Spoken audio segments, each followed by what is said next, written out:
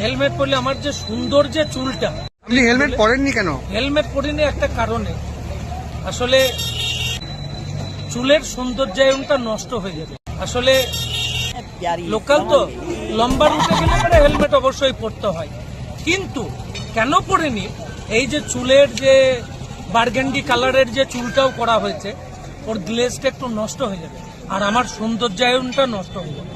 ছাত্রছাত্রীরা তো আপনাদেরকে দেখে শিখবে যে একদম আপনারা শিক্ষক, হেলমেট না পরে গাড়ি চালাচ্ছেন। বেশ, ছাত্রছাত্রীদের বয়স হলো 18 থেকে 20-র মধ্যে, তারা গাড়ি চালায় 70-80-র মধ্যে, আর আমি 57-র বুড়ো, আমি গাড়ি চালাই 18 কি 20, সাইকেলের থেকেও কম স্পিড। কিন্তু অল্প স্পিডেতেও তো দুর্ঘটনা হয়। হ্যাঁ হয়, অন্যজন যদি এসে মারে।